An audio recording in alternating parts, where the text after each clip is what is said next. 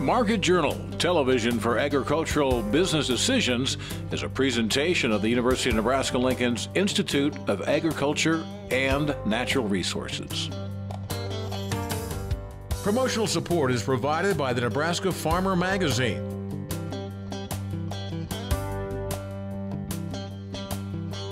Hey everybody, I'm Troy Moling, and thanks for joining us today on Market Journal. Here we are in 2019. I hope that everyone has had a wonderful start to the year. Let's make it the best one yet. Leading off the show, and the holidays are a stressful time for lots of people, and many of us just want to find a way to lessen that stress as much as possible. Well, cattle get stressed too, and one way that happens is with hot iron branding. Well, enter freeze branding. It's less painful than typical branding and still provides a highly visible and permanent mark on the animal's skin. I was joined by South Dakota State University Extension's Dr. Taylor Grussing to get a better idea of what freeze branding is and what goes into the process. So freeze branding is a form of identification that can be used for livestock that will change the pigment of the hair follicle, creating a bright white or a lighter haired color. So numbers and symbols can be read on the animal's side from a long distance away. Could you give our viewers some details on how the process works? So the process of freeze branding has a couple different materials that you'll need to start out with, including some freeze branding irons that can range from 3 to 5 inches in size. Then you'll need some isopropyl alcohol in dry ice, or liquid nitrogen can be used also. Then you'll need some clipping shears with a surgical blade to get the hair clipped all the way down to the hide as close as possible. A squeeze bottle as well as a bristle brush to clean the area once it's clipped. So once the animal is in the chute, it can be restrained, and the brand can be located either on the shoulder, hip, or rib, and on the left or right side. It doesn't really matter, depending on where the producer wants the identification labeled. And so they can clip a square area, whether it's on the hip or the rib, and allow that to be as straight as possible to hopefully have your brands follow that straight line so the numbers can be relatively straight when we look at them in the future. So they clip the area first, and then you clean it off with a bristle brush and drench it with the isopropyl alcohol. In order to make sure the skin is still clean and has enough alcohol on it before the brand is placed, you want to have someone in charge of putting the alcohol on the skin right before the brand is placed on the animal. We hold the brands on the skin for about 55 seconds. In order to get a good contact, you want to rock the brand kind of up and down and left and right. And if the animal jumps for any period of time, make sure you add some time back to the clock in order to make sure that the brands are on the skin for a minimum of 55 seconds. And the whole process takes roughly about 5 minutes, depending on how many brands you want to place on the animal. So what do you see as some benefits of freeze branding over regular branding? So freeze branding is a little bit less stressful than hot branding, for example.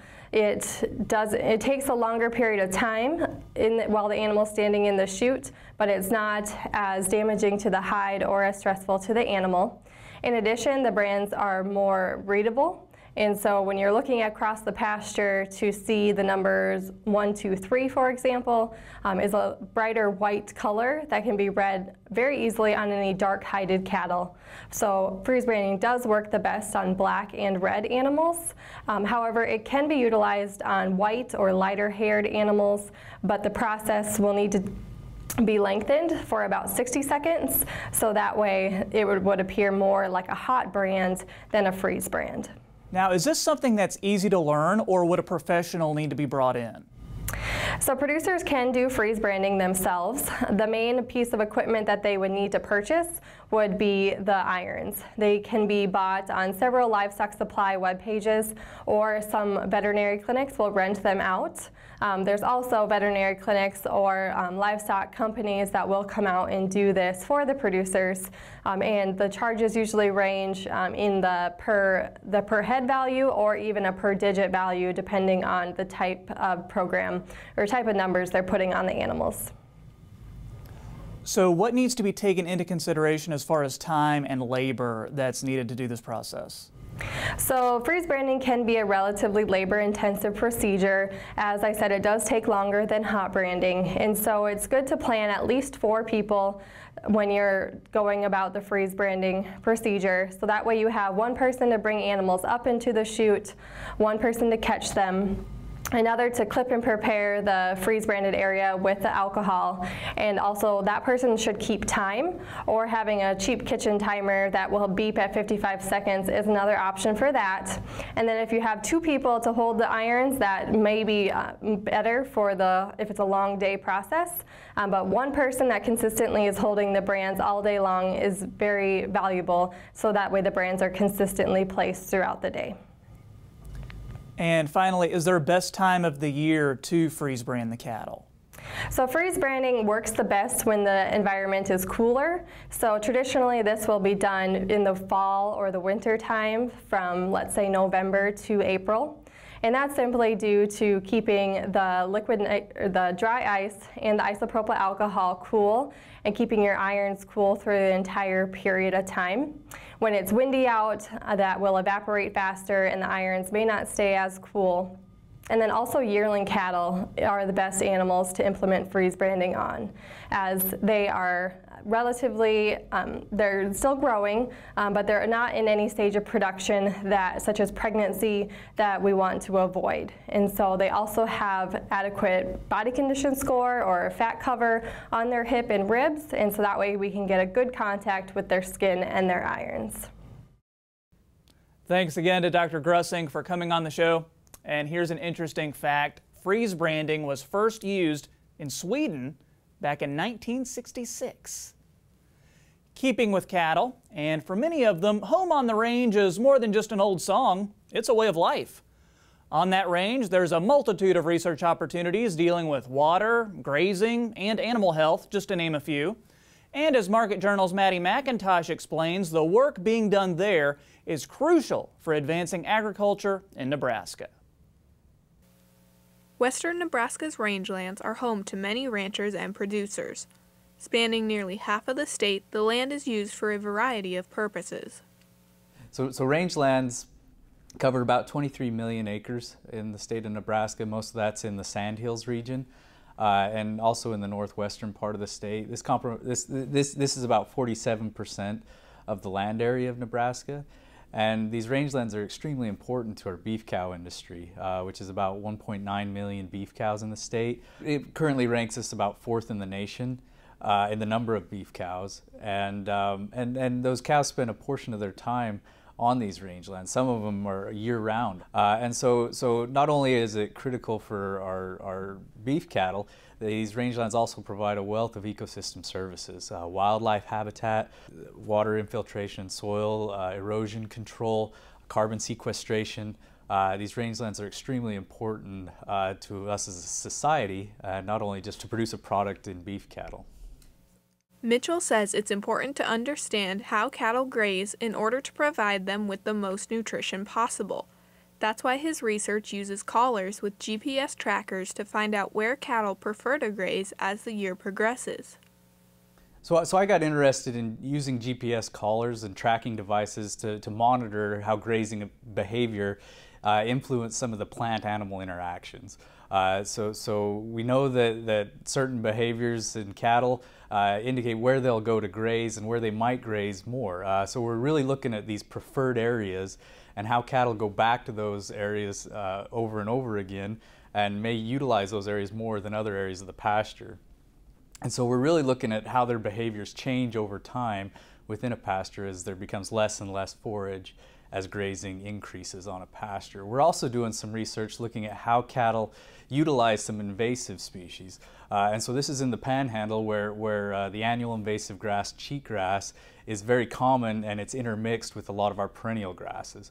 And so the goal of this research is to really look and see how animal behavior can be employed to target grazing on the cheatgrass at certain times during the year, to really focus the utilization of that as a forage while also reducing the amount of that species that goes to seed. And so we're looking at that from the standpoint of, can we graze it really hard in the early spring get off of it and let the perennial grasses grow uninhibited without grazing. While this may sound like a good idea in theory, Mitchell says it can prove to be difficult in practice. This is due to the fact that, just like humans, no two cows are ever the same. So cattle are individuals, and they respond differently, and we're finding that more and more is that some herds just function differently than other herds, and it could be partly because of herd size, it could be partly because of pasture size, distance to water. There's a lot of factors that come into play in some of these behavioral differences, but it comes also down just to the individual, and you know, we're finding that some individuals might select a certain area more than others. Some animals may be more willing to go farther distances from water than others. And so part of that could be genetics, part of it could be learned behaviors, and you know, part of it could just be preference. Some animals just prefer to stay in lowlands and don't care to go much out in the hills, whereas others might be the opposite.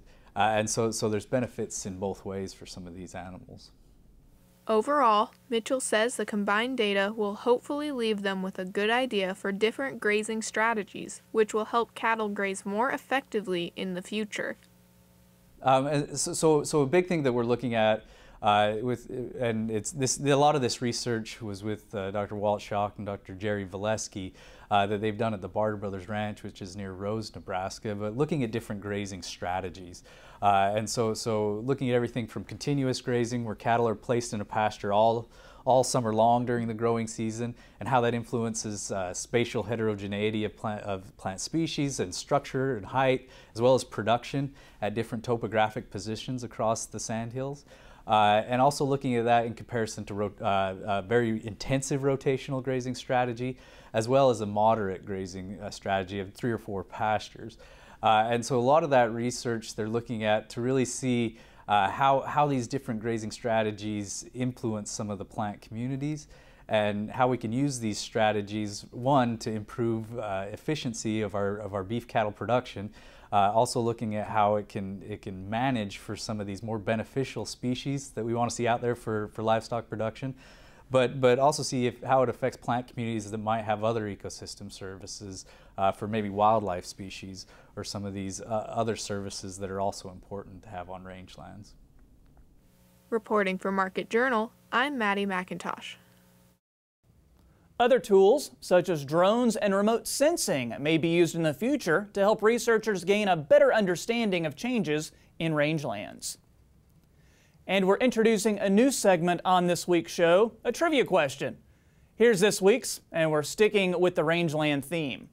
What's the percentage of privately owned range and pasture lands across the lower 48 states? Is the answer 16%, 27%, 33%? Or is it 41%? I'll have the answer a little bit later in the broadcast.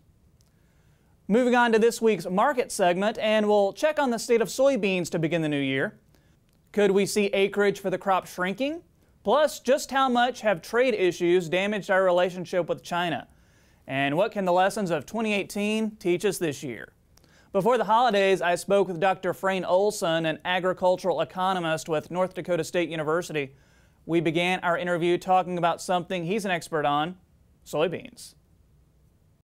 In September, last time we talked, there was kind of a question about how important this tariff and the trade issues with China are going to be. There's a lot of concern, but there's some disagreement on whether it was going to be a quick fix or something that was going to last quite a while. And obviously now, in hindsight, we can realize that this is going to be a much bigger issue, that there's going to be some ongoing issues as we move forward in time.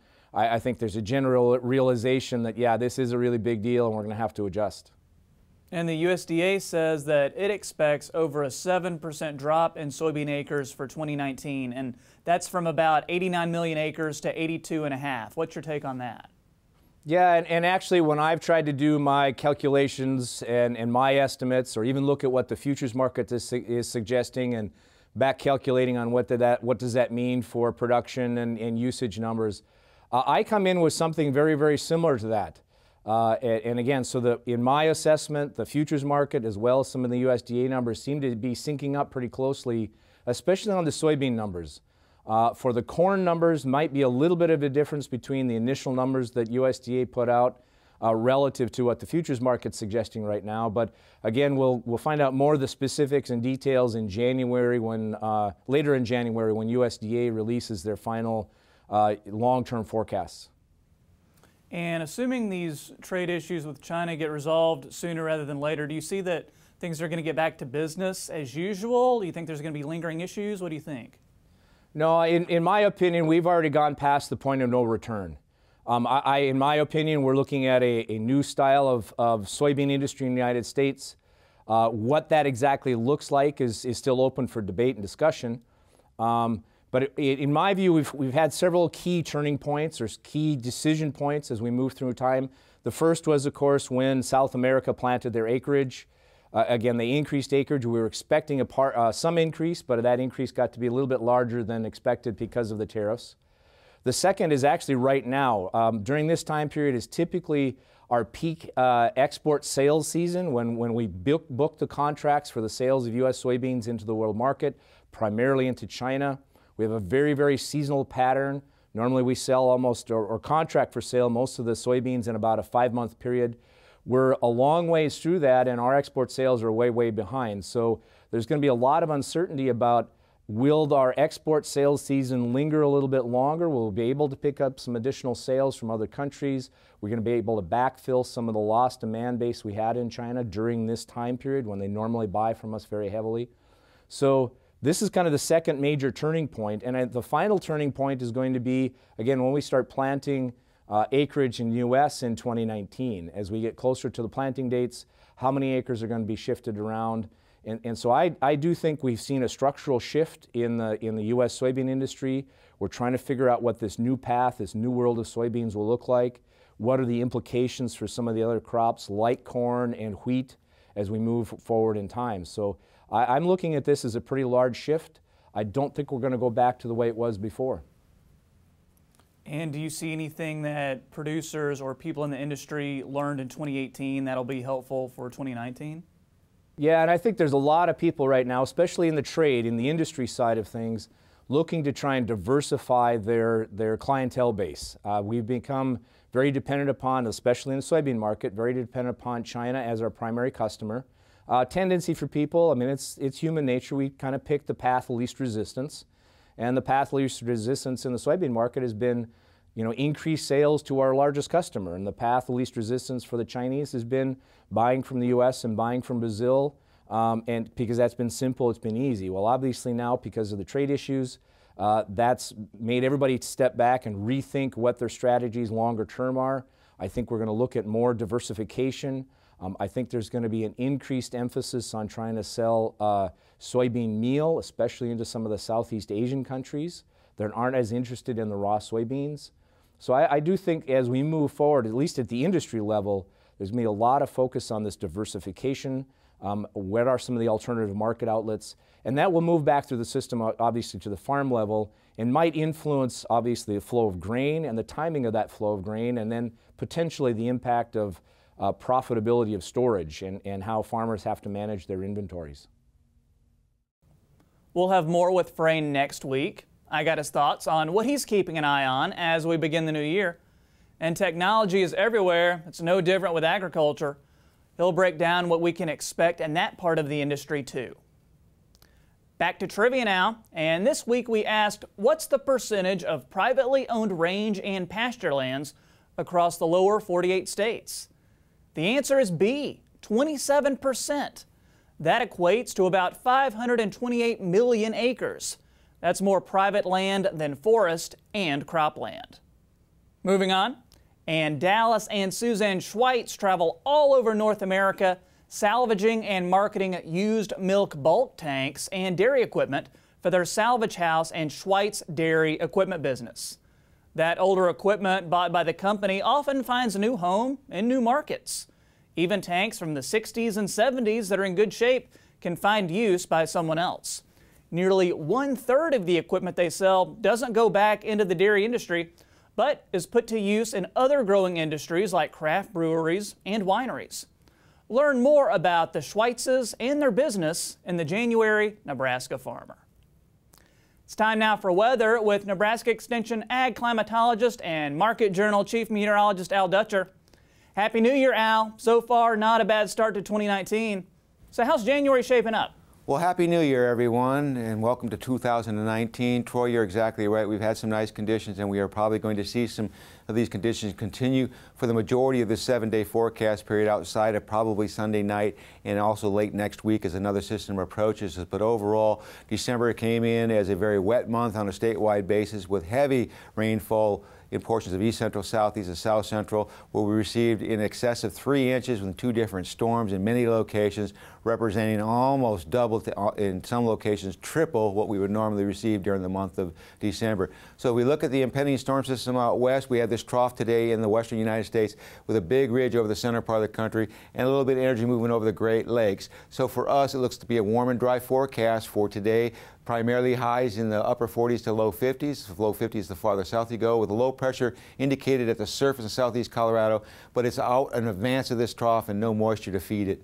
Now, as we go into the day tomorrow, this trough starts to make its way into southern Arizona, New Mexico. In advance of it, a low pressure forms in the Texas Panhandle. That's going to start to moisture surge toward the north, but at this point in time, the models are indicating that most of the moisture, at least in the first half of Sunday, will be in the southwest, and that will start to spread during the day of Sunday into the central plains. And by Monday morning, that trough will actually pass in the upper atmosphere, Nebraska, with the surface low basically over central Wisconsin, and so we will see some substantial moisture in the area of the Midwest, but it looks like it will pass most of eastern Nebraska outside of maybe southeast Nebraska. Then the ridge quickly builds as we go into the day on Tuesday and warm air returns. We have high pressure firmly in control from the Canadian border all the way down to Texas, so we don't expect any moisture with this as the primary precipitation shield shifts off to the eastern seaboard. We start to see precipitation moving onshore in the west in association with another trough approaching in the western United States that will still keep a ridge in place, even though we do see a low pressure system over eastern Colorado. Once again, there is no moisture to be brought to the north with this system with high pressure blocking it, so the main precipitation shield will be in the northwest.